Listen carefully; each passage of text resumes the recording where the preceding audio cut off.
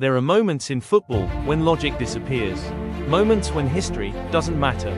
Talent means nothing, and belief slowly begins to collapse. This is the story of the day football turned against Argentina. A day that didn't just shock the world, it broke something deeper. Because this wasn't supposed to happen. Not to them, not like this. Argentina didn't arrive quietly. They came as champions, as believers, as a nation carrying the weight of destiny.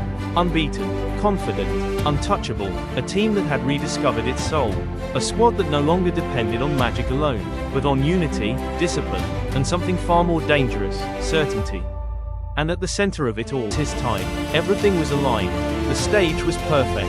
Until it wasn't. It starts subtly, a misplaced pass, a missed chance, a moment that feels off.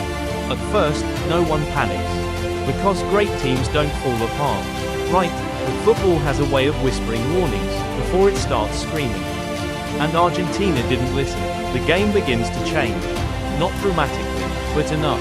The rhythm disappears. The confidence fades, just slightly. And suddenly, the underdog stops respecting the script. They press harder, they run faster, they believe every second without control feels like a threat. And Argentina was losing control. There's always a moment, a single moment, where everything shifts.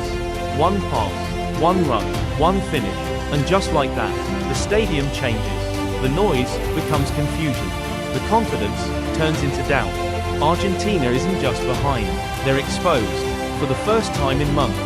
They look human. Now the game is no longer about tactics. It's about survival. Argentina pushes forward, desperate, forcing passes, rushing decisions.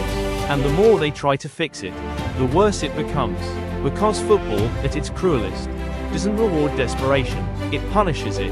Every attack feels heavier, every mistake feels louder, time starts moving faster, and suddenly, the impossible begins to feel real. You can see it in their faces. Confusion, frustration, disbelief. This high. Failure doesn't just hurt, it haunts. Minutes remain, but it doesn't feel like enough. The ball moves, but without purpose. The runs happen, but without belief.